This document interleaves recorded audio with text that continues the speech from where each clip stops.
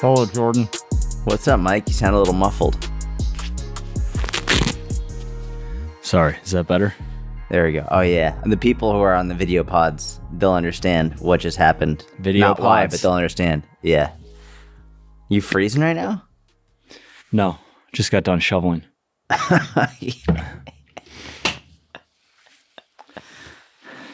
rushed down here to pod, you know? I love it. How you doing, man? How are you? Man, that was a hell of an entrance to this podcast. Bro, 2023, when this drops, it's going to be the new year. Dude, I'm so excited. How are you? Dude, I'm good, man. Nothing crazy going on. Okay. What do you think about, you live in a warm climate.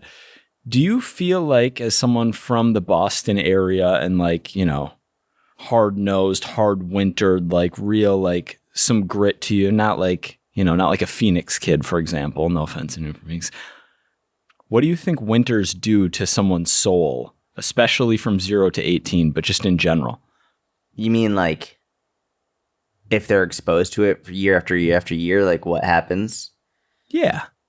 I mean, it sucks. It's one of the reasons why I didn't want to live in a cold environment anymore. I just absolutely, especially after moving to a warm environment, like living in Israel for a number of years, I was like, I'm never going back to live in a cold environment again. It's interesting. You know what? It's not just the cold though.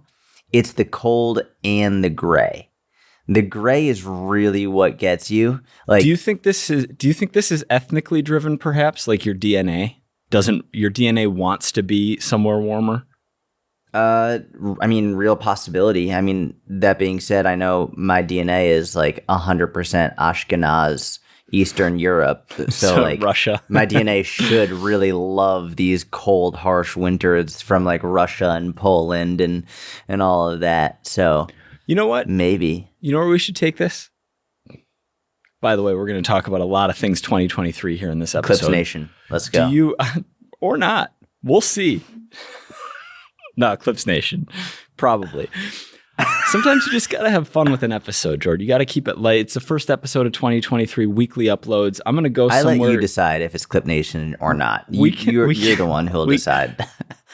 This might get cut out based on, because I don't know if it's actually appropriate. And I also don't know if you don't know the actual answer.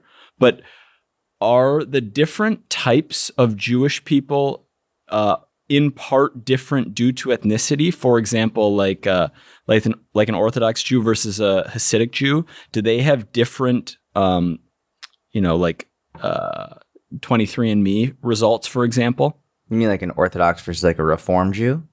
Sure. Yeah. I don't know. There might be, but frankly, I doubt it. In terms of like if like they're both like their bloodline is Jewish and they like. I don't think you would find much of a difference, especially because I know many people, they grow up more Hasidic or more Orthodox, and then they change and they're like, you know what, this isn't for me anymore, and then they like marry someone who isn't, you know what I mean? So I would imagine it's still the same ethnicity. What is a Jewish person who isn't Ashkenazi? Sephardic. Is there a There are other ones as well. There are others, but those are the two main ones. A place of origin difference, or are Sephardics also from Eastern Europe? No. So it's different. Okay. That's where I was. Sephardic Jews are from the Middle East, so they're from often Iran. They're from Israel, all those places. Sephardic Jews are from the Middle East, and there are very different ethnicities for sure. Sephardic Jews might genetically want to be in warmer climate, whereas my 100% Northern Europe DNA wants me somewhere cold where I can learn mental toughness. Yeah. Well, I mean, you've got that. Where's your family from again? I mean, I feel like you're a Viking. A Scandinavian, British, Irish. Yeah, I mean, you're built for cold. You're built to last. A little bit of Swedish, Finland. Yeah. Tell me your thoughts on New Year's resolutions. Dude, I love New Year's resolutions. Yeah. I absolutely love them. It's so funny. Like every time I talk about it on my own social media and I say how great it is, and basically the example I use is this, and this is math that I've already done previously, so I just have it memorized. This is not like impressive math, but Okay. the figure that everyone throws out is like 95% of people who 95% of people who set New Year's resolutions will not actually achieve them. Basically saying, well, it's just not worth trying at all. Like, why would you even do that? And I'm like, man, that's so crazy because out of 1 million people, 50,000 of them will now achieve their goals. Like 50,000 people will now achieve their goals. Imagine if, that's someone who's like, hey, I want to start a business. It's like, you get all these people who are building their successful businesses that are now helping society. You have people who are like, you know what, like maybe my New Year's resolution is like, whatever it is, like I'm going to try and go to school, or I'm going to take the exams to be a doctor, or whatever it is. Like you have all these people who are like, could be changing lives, and it's incredible. Like, and that's only 1 million out of 10 million. That's 500,000 people. Like 500,000 people are achieving their goals. I would say it's a very defeatist mentality to say, well, it's just not worth it. And it's funny because a lot of people will also say 95% of diets fail, which is an inaccurate statistic. But like people who would say, well, that doesn't mean you shouldn't try, are also the same people saying New Year's resolutions are a waste of time. There's no logical consistency there. I'm with you, man. I love New Year's resolutions. Yeah, you like them? Huge fan. To make any lasting change, there's a lot that goes into it, right? And there's a lot of habits that need to be changed to create lasting change. But the times when I've made the biggest changes, layered underneath those habits and those behaviors was some kind of catalyst. And that catalyst can be like a big life event. It can be a breakup. It can be walking away from like an esteemed position to go do something else. It can be a New Year's resolution. It can be the death of a loved one, heaven forbid. There can be like things that jolt you into action. And then obviously like behavior change is behavior change, but the spark underneath it helps. And so when people are like, start on December 23rd or start on January 1st, it's like, I like the magic of January 1st. I like New Year's resolutions. And I also give myself permission to go back on this because sometimes it's December 7th and I'm just feeling a real rant and I just want to go in. And it's like, don't wait until the new year. Like, I also like that. Yeah. But I like both. Start December 7th or start January 1st. Yeah. Well, it's funny. Chip and Dan Heath talk about this in the book, The Power of Moments, which is like just such an incredible book and very science-based and research-driven about how there's real power in like all the events that you were just talking about, whether it was a breakup, whether it's a birthday, whether it's New Year's resolutions, whether it's a death in the family. Like there's big moments that can serve as a real catalyst for change. But it's funny, we've assigned moments to numbers as well. So for example, like Peloton is a genius in terms of like you get 100 rides in your Peloton and you get like a prize, right? Like well, congrats, you just did your 100th ride. Why is it 100? Why not like 102 or 97? It's like because these round numbers, these like whether it's a date, like an important date, an important number, like they mean something to us. Why is 102 not as exciting as 100? Right, like 100 rides or 1,000 rides or whatever it is. It's we assign importance to these things, and it would be very short-sighted not to recognize that and not to at least appreciate it and understand that in behavior change, like these can serve as a huge, huge, huge moment to really drive people to make a change. I know for me personally, one of my biggest ones was flossing. In 2020, I decided I was going to floss every day, and I've only missed like 4 or 5 days since 2020, since January 1, 2020. Like, nice. And some of those, like I was traveling and I forgot my floss or something like that, you know? That was a New Year's resolution? Yeah, that was a New Year's resolution starting on January 1. And I was tired of going to the dentist, and like, as soon as they put floss in my mouth, my gums would bleed. I'd be like, oh, this sucks. And then like also learned a little bit about like, just how much oral health impacts your overall health. And also I remember reading Dan John's book. I think I was in high school when I read this book. It was called Never Let Go. I think I was a senior in high school. I remember sitting at Dunkin' Donuts reading like in like an off period or something, reading this at Dunkin' Donuts. And he had a whole bit about, he's like, if you can't even floss, you don't deserve to own a business. He's like, if you can't even spend fucking 2 minutes a day flossing, like you don't, like, what is wrong with you? And I remember like when I was a senior in high school, I was like, oh man, that's so true. Da, da, da. And I started flossing for like a week and then I fell off. But finally I was like, once I learned about like how much oral health impacts regular health or like overall health and all of that, I made that in January 2020. And fucking ever since, bro, no more gums bleeding at the dentist. They're always very impressed. That's a great microcosm of the concept of doing the right thing even when you don't feel like doing it. Yeah.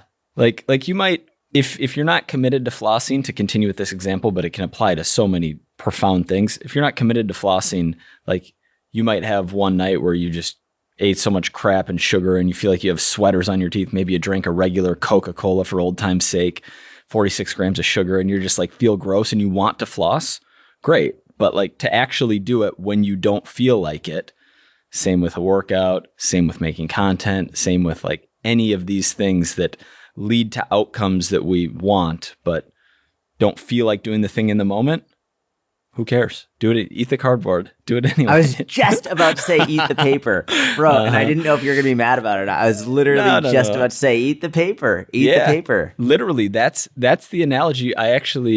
It'd be funny to talk about 2023 business stuff. I actually do want to here, but you can give the background if you want of the video. No, you tell the story. You tell it. The thing is, you understand the concept. I just acted it out in real time because that's what I'll tell the story. Yeah. It's hard to tell a story about yourself too. I'll tell the story because I love this. I remember watching this for the first time and being like, man, this is just genius. I love it. So when Mike was just pumping out long form content, SEO-able content on YouTube. He was doing these YouTube challenges. These were not SEO based. These were just like daily vlog based. But Mike was pumping them out, YouTube video after YouTube video after YouTube video, day after day after day. And in one of the videos, he's in a hotel room. I'm imagining because you were coaching Gary and you were traveling with him. So you were in a hotel room and you were sitting at a desk in the hotel room. That's actually not why. And this isn't relevant to the story at all. I was living in the Chinatown grindhouse and it was like 15 below in New York City and the heater didn't work in the grindhouse. And so I was so cold that I had to get a hotel down the street.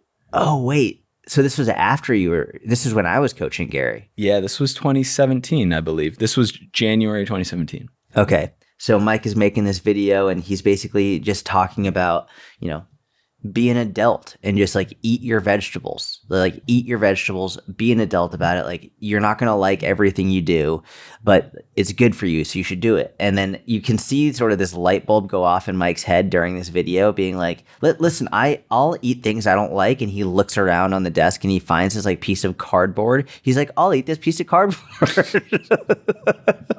I can't say it without losing. I'll eat this piece of cardboard. And he rips off this like chunk of cardboard and he puts it in his mouth and he just starts chewing it. He's like, I don't like it. I don't like it at all, but I'm going to eat it. And you're chewing it. And then I think you took a swig of water so you could actually get it down your throat. You're like, listen, I didn't like that, but I just ate a piece of cardboard. Eat your damn vegetables. And so, yeah, that's the background of this story. Yeah. It's if you like taste is irrelevant to me if you want the outcome. And obviously it'd be better if you can season your vegetables, but put a little olive oil, whatever. But even if you don't, like doing things that you don't like, that aren't enjoyable, because you say you want a certain outcome, want to lose weight, want to be healthier, want to grow your business, want to have a bigger audience, want to what, like things that we don't enjoy doing, suck it up and do it.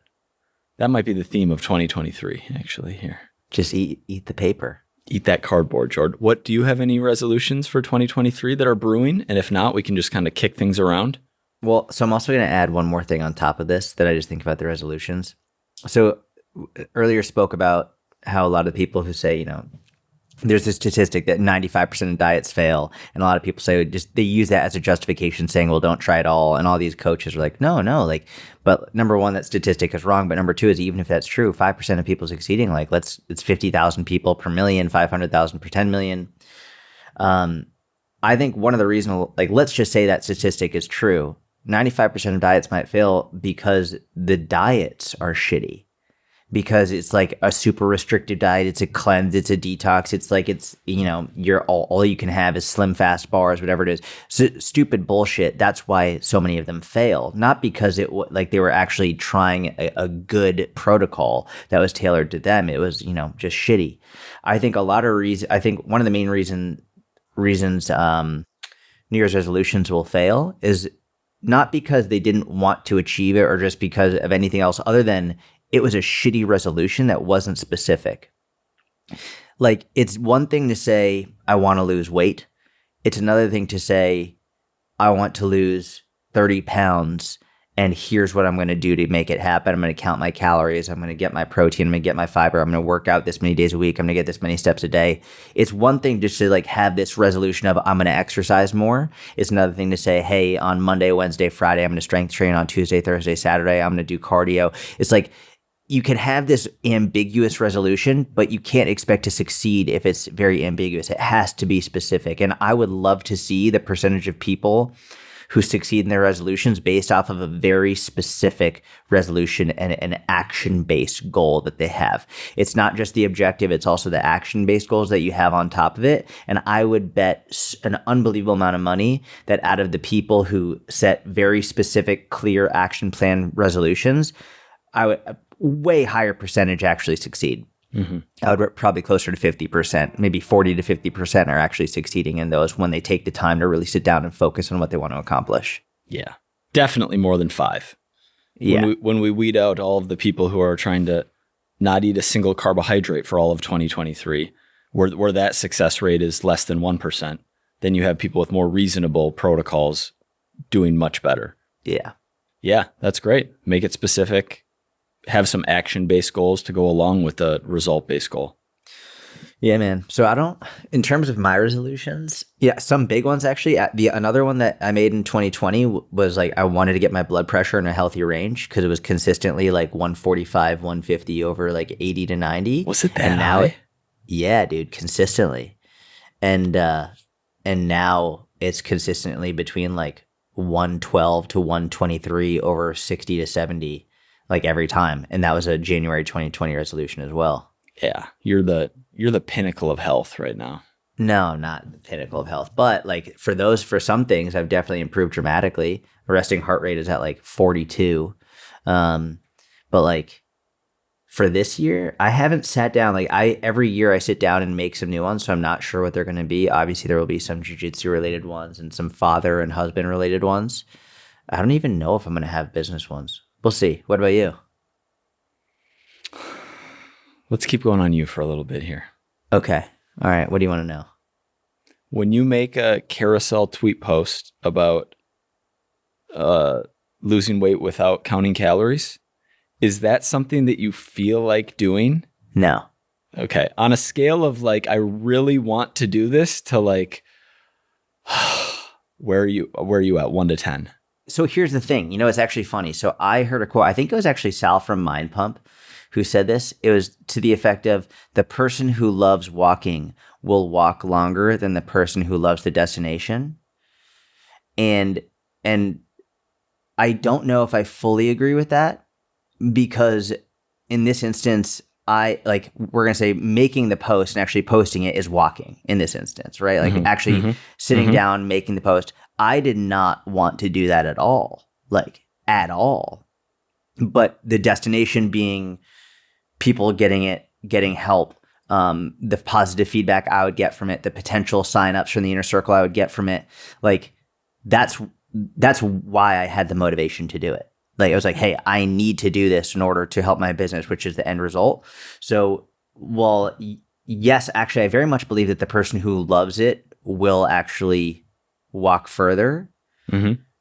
I do think it's important to understand, even if you don't love it, it's better to do something than nothing at all, right? So it's even though I didn't love the process of making that post, the thought of the end result of it was enough just to get me to do it. And maybe it wasn't done as well as if I had really loved the process and enjoyed every moment, but at least I got it done. Absolutely. Right? So that for me is that it was not because I enjoy it at all, but out of the entire process, the part that I enjoy the most is the end result of it. So that justified doing it at all. Okay.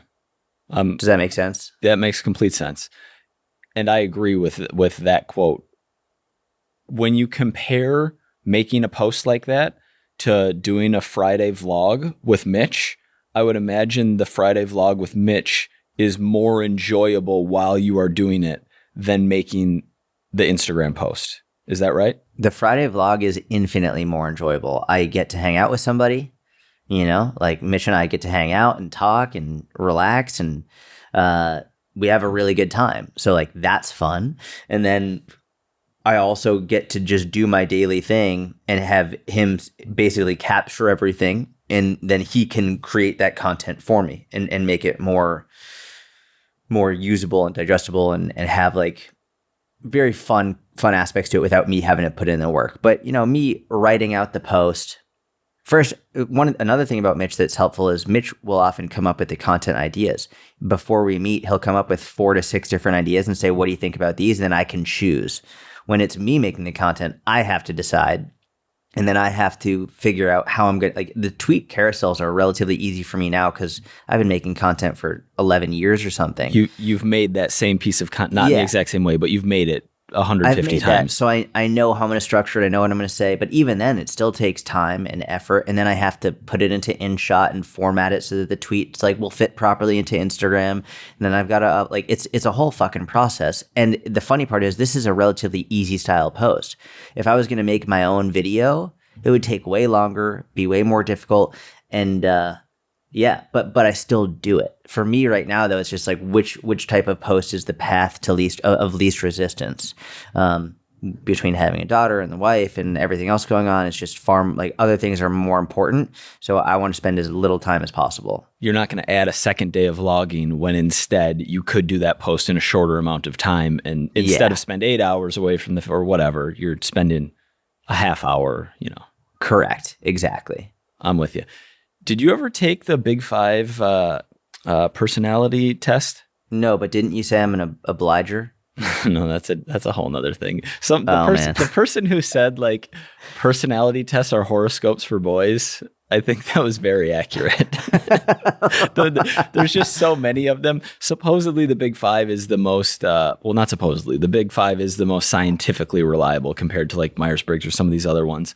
But I wasn't sure if you took it. It had like, it had extroversion on it. Yeah. Yep. Okay. I never took it. You didn't? Okay.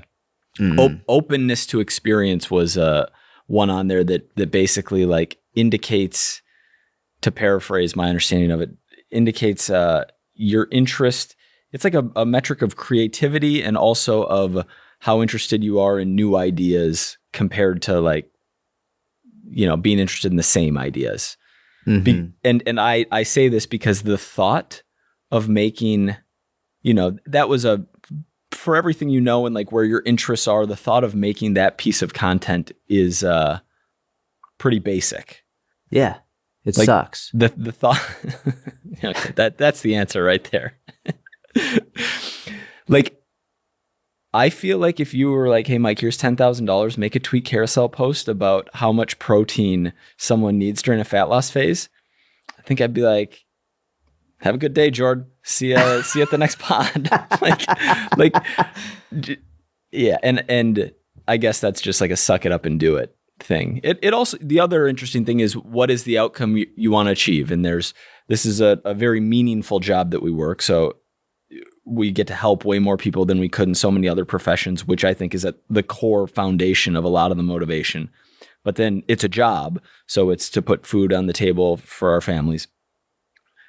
I don't know if we've talked about this on the pod or just off, and maybe we don't go deep on here, but is there a net worth number where you would, like, you'd still be making stuff and helping people, but you would only be making the stuff that you really wanted to make and helping people in a way that you like really wanted to, where money isn't an issue?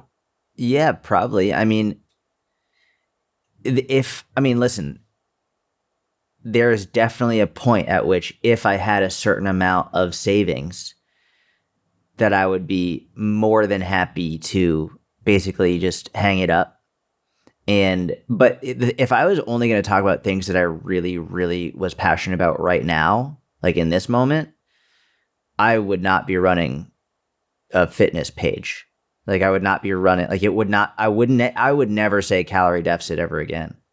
It's just not something I'm passionate about in this moment. You were kind of passionate about your own documenting your mini cut over the last couple months. Yeah. Like you would have done that even if there wasn't content tied to it, right?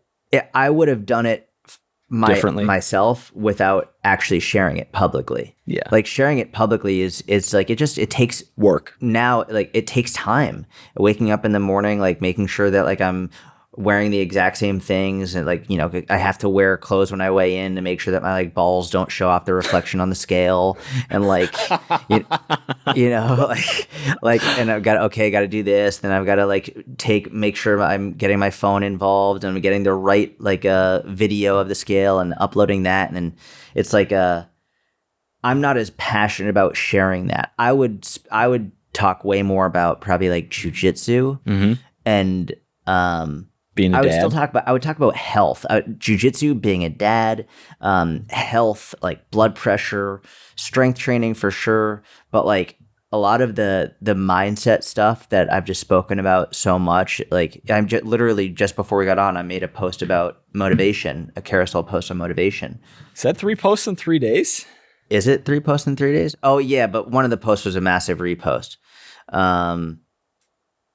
But yeah, it's just like I'm not interested right now. And I mean, maybe one day I'll get interested in it again and I'll post about it. But honestly, man, I think if I hit a certain point where like I had enough savings and I was comfortable, a huge part of me would just get a flip phone and never go on social media again.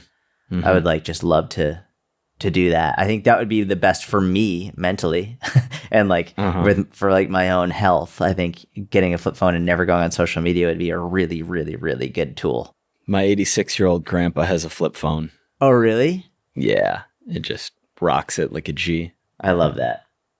Okay. But that's a fictitious world where you don't have that amount of savings, so you are still working, and cool. Yeah. I mean, and I think I would honestly probably I would like to do some in-person coaching a couple hours a day just for free. Yeah. That was when I was thinking of if you don't need money but still wanted to help people, the thing that you've talked about so much was opening a gym and not charging any membership fees. And, you know, just being in there, like interacting with the people working out, maybe doing some one-on-ones in that setting, whatever it is. But that versus something more monetizable if money wasn't an issue. Yeah, exactly. What about you? I don't know, Jordan. I'm more interested in you today. I'm in more of a curious question kind of. I look, here's one thing I know. If I make a grand New Year's resolution off the cuff right here, right now, it's not going to happen. It ain't happening. That's for sure. No, you know what? We can set the bar super low. We can set the bar super low. I think we're going to do a lot of these pods in 2023. Are you deliberately phrasing it, I think, so that like it doesn't? Yeah. Okay. Oh, yeah. I'm just moving closer to a potential resolution. I don't know that we need it. Look, we made a pretty decent commitment, a financial commitment, a time commitment, doing more micro content, Clips Nation. I think we're moving in the right direction here. Dude, agree. 100%. Yeah, I don't know. Okay. Eat the paper. Yeah, I think I'd rather. Okay, this is a real. If we're gonna ride with this analogy, like I would rather be more out of shape than eat the paper. Well, what is it like by eat the paper? You mean posting content? I mean making a tweet carousel saying that you should eat 0.7 to 1 gram per pound and then citing PubMed like multiple times in the description, and then like having a back and forth with someone who says that it's like 0.5 or it's actually 1.7 or whatever. Yeah, that's what I mean. So you'd rather be out of shape, and out of shape, we're talking about your business being hurt. Yeah, but the thing is I've been rolling like 4 or 5 years like this and my business isn't that hurt. Yeah. Like, so that's Yeah, exactly. that's the weird, like how much is it's there's the old saying, if you're not growing, you're dying, which I believe in a lot of respects. And I think that the creator economy, not just in fitness but everywhere, is getting more competitive. With continued technological improvements, there's going to be more, what's the right word for it? More asymmetry. There's going to be more 80-20. There's going to be fewer people pulling in more money, hiring more underneath. And like, it's going to get more competitive. I don't know how steep that curve is or how quickly that happens. I don't really want to be there's a famous Wait But Why article. The URL is wait, W-A-I-T, but W-H-Y, why, on procrastination. And I'm kind of, there's this like fictitious character in that article called the Panic Monster. And one of the examples I think he used in that article was, if you're writing a term paper and you have weeks to write it, college student writing a big paper, and they don't do anything. And once like 2 a.m. the night before it's due hits and you haven't written anything, and then the panic monster goes off, which is like, okay, now you actually have to do this, and then you do it. The result isn't as good as it would have been, but like that is what prompts action. There's no panic monster for me to like go from working the amount that I'm working to, putting in 60s or something insane to like really try to grow. And I don't know if that ever comes, right? Because it's like how big a business do you want? How big a business do you need? And like, what is the current state of the economy? Look, I'm not optimistic macro econ wise, so I don't think 2023 is going to be a great year. I don't know if 2024 is going to be a great year either for like markets and stocks and everything. And that bleeds into labor markets. It bleeds into our businesses. It bleeds into demand for health and fitness services and products. And so maybe I should get ahead of the panic monster, but I just haven't. And I think I probably should, but I'm more trying to convince myself that there needs to be a way for me to make content in a way that I enjoy it. Like this podcast, for example, something mirroring this podcast in a way that I enjoy it, compared to just eating the paper and making the post about how much protein you need.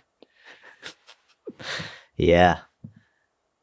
I don't know what to say, because I if I say something, I feel like I'm gonna do the opposite. So be smart. Way. Be smart about it. Use your. I'm just gonna be like, dude, I get it.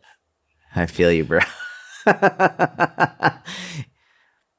Is there something you want that you don't have? No, which is such a champagne problem. Yeah, that's it. It's dude. This is actually what led to the big discussion of that ended up not being a podcast episode. When I said, can someone who's like content and happy push themselves? It's that famous boxer who was like, it's hard for a rich man. It's hard for a man sleeping in silk sheets to get up at 4 a.m. and go for a run. Yeah. So there are no New Year's resolutions here promised by Jordan or Mike. Because you're sleeping in silk sheets. Mike is just sleeping in silk sheets over here. Or my bar for, I just don't need a lot. I feel like I don't need a lot to be happy. But then there's the element of like getting ahead, meaning sacrifice, hard work today creates freedom for yourself in the future. And so, but you've already done that. Like that's why you are where you are. Yeah, I've done a lot of that. But then there's always part of me that's like, you could do more. You could work harder now, create more freedom in the future. Do I need it? I don't know. So we're just brainstorming and spitballing. If you want to take this in any particular direction, if you're bored with this, feel free to. Dude, I'm rolling with the punches. Whatever you say, I'll just roll with it. Shoulder roll it. Mayweather. Sometimes I feel like I want to do something more deliberately value add for the listener rather than just ramble about what I just did or ask you questions about you. Do you have any 2023 insights for for social media? Yeah, or anything. For coaches in general. I think every coach should be doing jiu-jitsu. Cool. No, say more. Say more. Watching your face light up when I said that. I literally just said that to see your reaction. I think it was honest, though. It's 100. I think everybody in the world should do jiu-jitsu, or at least try it. Yeah. For at least 3 months. Say more. I put in 3 months with Cerrone, and I'm a beast. No, man. I just it's just something I very strongly believe that I think one of the most unique things about going into a real mixed martial arts academy, like, or somewhere like where people really know how to fight, not like some of these bullshit ones, but like where people like are really like actual killers. People are so respectful in those like they're so respectful. They're so nice. I've met some of the best fighters in the world, like whether like one championship fighters, UFC fighters. I've met some of them in the world, and they don't know who I am. They don't think I'm anybody, and they're so nice and they're so kind.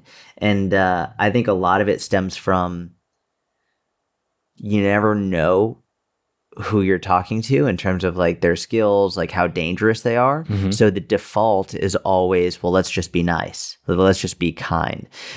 Whereas I feel like a lot of the people who have all this fake bravado and get out and like start yelling at people and try and start random fights with people is almost never someone who actually knows how to fight. It's always someone who just like they want to intimidate other people and they think that they're awesome. I very much believe if more people knew how to fight and knew how to protect themselves, aside from the confidence that it would give them, I think that confidence also leads to just being a kinder person. When you are not on the defensive and in fight or flight mode all the time, and you can just be confident in who you are, it's like, I think it's far more likely to lead to a healthier society and to a group of people who are kinder to one another, because you're not like, you're confident in your ability, but you're also like, hey, I don't know what that person knows, so I'd really rather not try and fuck with them. So you started this by, it was a recommendation for coaches in 2023, what they should do. Everyone should start jiu-jitsu. If you were, and I think you laid out a couple of the many benefits very well. If you were a father with 2 kids at home, young kids, and you're spending a lot of time with them, you know, business isn't going incredible, you're a little tight with money, you feel like you're either working or you're trying to take care of your own health, you got your kids, like, do you still think carve out the time to go do jiu-jitsu for that person? Or is that like kind of a year 2017 to 2019, like complete grind mode, and then it's something to add when you're more in a more comfortable place? You got to attack the most dangerous threat first. Right. So that's obviously a fight analogy, but you know, if you're did you say single dad at home with 2 kids? I didn't say that. No. Cool. But like, let's say that the biggest threat right now is, you know, putting food on the table or keeping a roof over your head. Then you go full fucking grind mode and you make sure that you build up enough savings and money to make sure that putting food on the table and keeping a roof over your head is never an issue again. Like, that's priority number 1. That's the most dangerous threat, most imminent threat right now. And then from there, like maybe there are other dangerous or imminent threats. Like, you know, you worked so hard that you actually estranged yourself a bit from your family. It's cool. Now that next imminent threat is like losing your family. It's like, cool. So now you got to go full on that, like going over the top to be there for your family, like to show them that you're present, all of that stuff. And then, you know, as time goes on and as you have more systems in place for your business, have more systems in place for your family, and you've built up all this, then, you know, if the most imminent threat is being able to actually protect your family, God forbid something like that happens, which is a hypothetical situation, but you just never know when it's going to happen, then I would say, you know, you should be, maybe even before jiu-jitsu, you should be taking a CPR class. Say, that's a more imminent threat, like the potential of someone choking is probably more realistic than someone actually attacking you. But you should take a CPR class. You should learn basic first aid, and like, so attack the most imminent threat first and work your way from there. I love that fight analogy. We might need to use more fight analogies on the podcast, and us being you. Like, that was great. Attack the most imminent threat first. Yeah, just made it up right now. No, you didn't.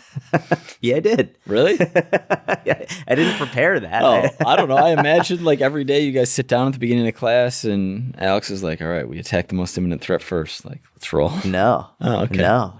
I just made it up. Man, analogy king. Cool. That makes complete sense. I'm trying to think of what my most imminent threat is. I was thinking about asking, but I didn't want to. No, you know what I did? I did a really good job with there was no like estrangement, but just living in a different city from my family for many years when I was in New York, there in Minnesota, and like getting back here, making this home base, end of 2021, a little over a year ago, like moved back here, settled down, and that's something I feel good about, and the amount of time I've been spending with them. So now it feels like a shift back towards something else. And that's picking up this, like, did I tell you that I'm going to be traveling more with Gary in 2023? Mm-hmm. Yeah. Which is, I don't know how much more, but not, nothing like the old days of, I don't know if like we once a month type thing. Kind of trip dependent. I'm sure there will be some times where there isn't, it's virtual for an entire month, and there will be other times where maybe more than once in a month, but certain times of the year where it makes sense when he's away on business. Probably very little international, but yeah. Are you excited about that? Yeah, I am. I'm excited for change of pace and just, that energy. So what's the most imminent threat? I don't know. I'm still thinking about that. It's such a absolute privilege, and I mean that in the best sense of a word, of that word, to not have anything like immediate, right? If you think of all of human history, to be sitting here and like not really know what the most imminent threat is, or to not see any, which could just be like ignorance or willful blindness, but seems to me like we live in a really, really, really good time.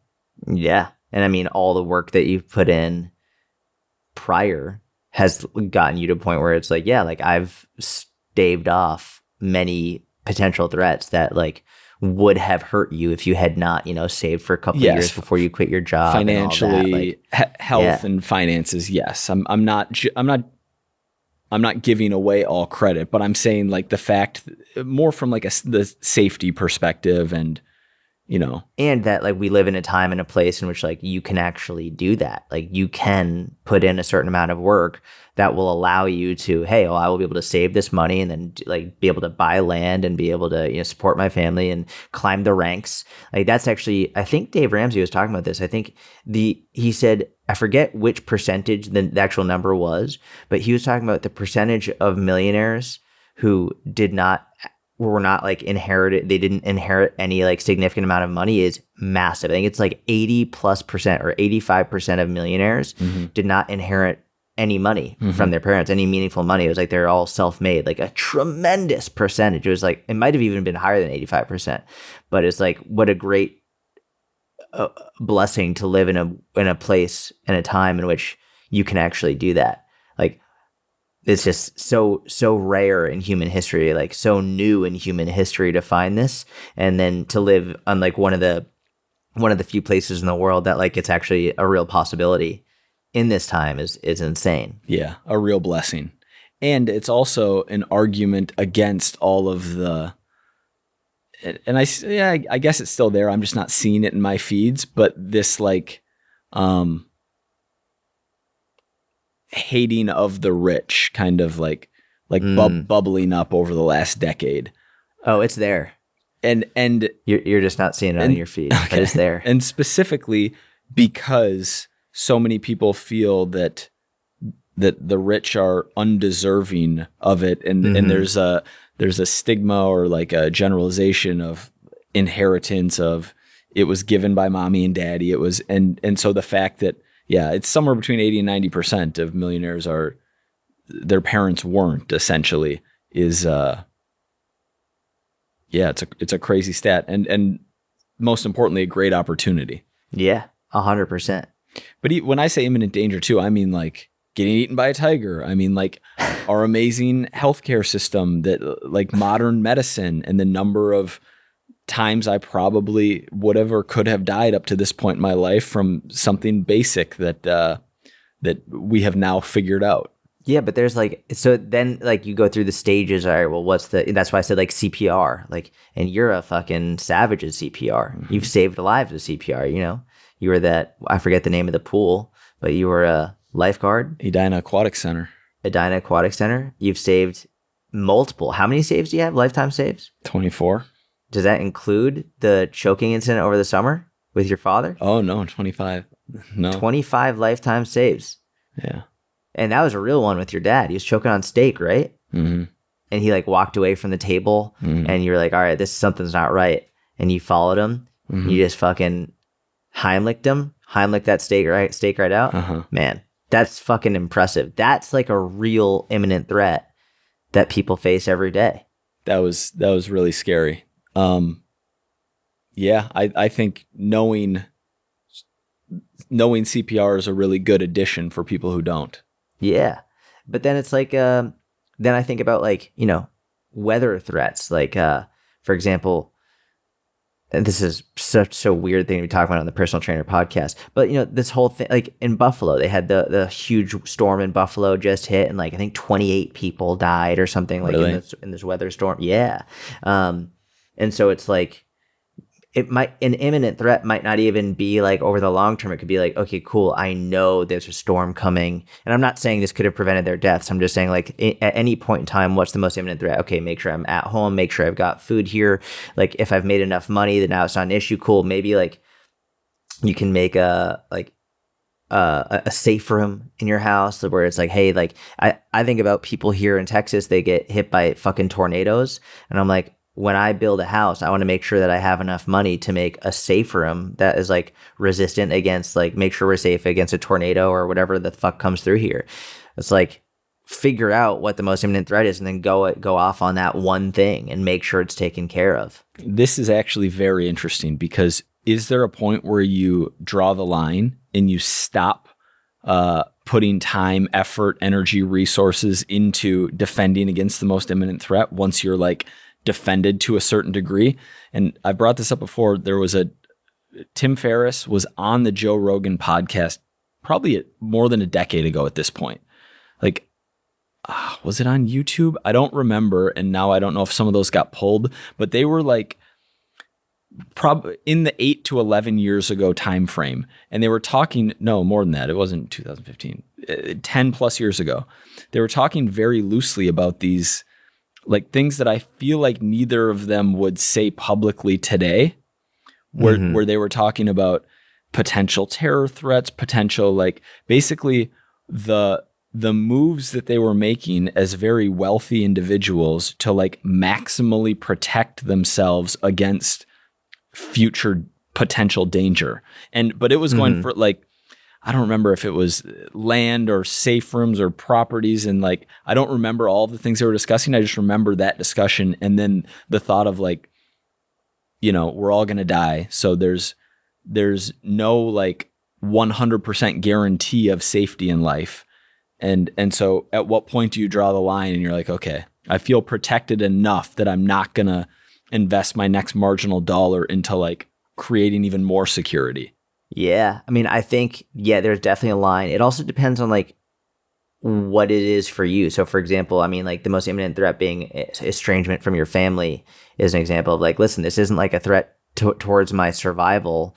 This is more just like the life I want to live includes being very close with my family, and like the idea of my kids not wanting to see me anymore is a real imminent threat to what I have deemed a meaningful life. So I would say like that would be more important than getting a fucking tornado shelter in my house, right? So it's like that would be priority number one. So the imminent threat might not be actual life threatening. Great point.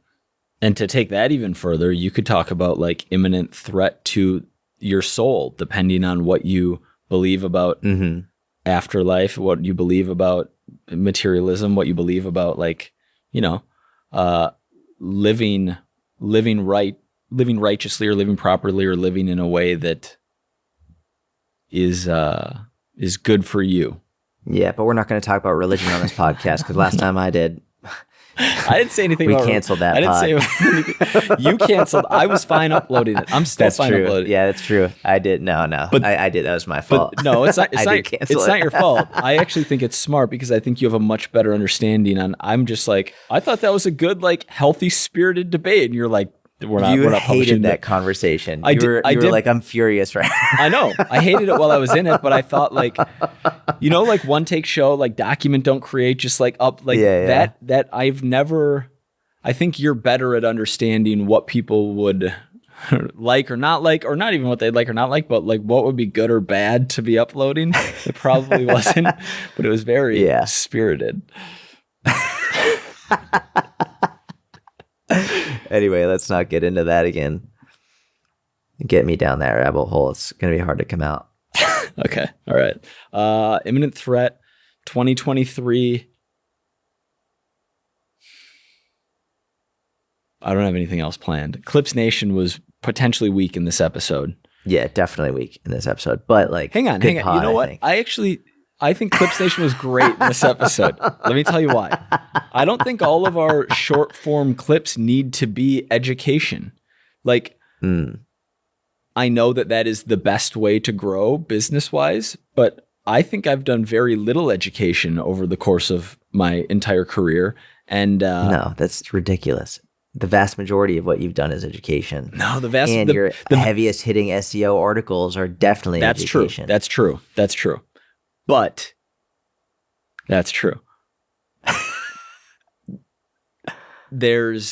People can learn things through non-intentional education and through just documentation. And because this is more of a broad podcast and we cover business and fitness and just life, I think that some of the clips can be not specifically education about business or education about fitness. They can be great moments on the podcast, and I think that will be well received and take a little pressure off of feeling like we need to jam 60 minutes every week of like, all right, is this going to hit? Is this going to go? Is this educational?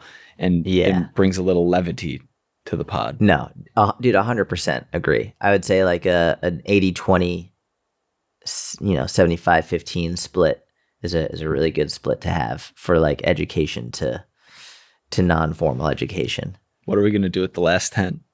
Dude, it's you lead the way. No. If it's 75-15. No. Just overall by the end of the year. It doesn't have to be like oh, wait, did I say the wrong math? 75-25. I'm an idiot. I thought you might have meant 85-15. And I was going to 85-15. Oh, okay. Yeah. That's what I did mean. I did mean 85-15. Yeah. We're going to do it the last 10.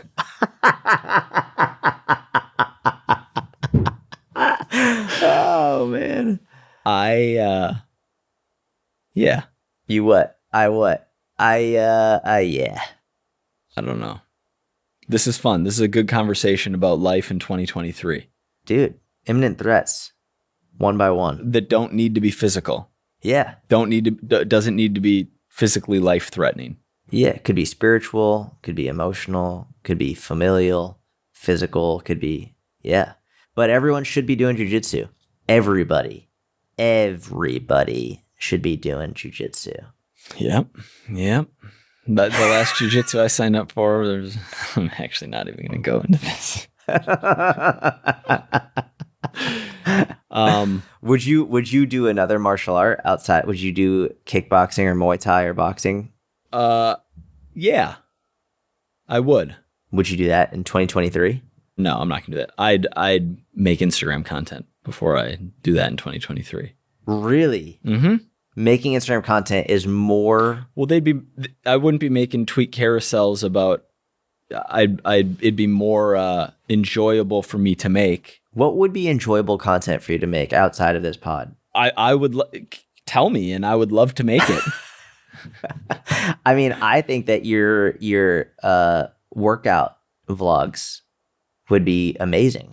Thing is yes.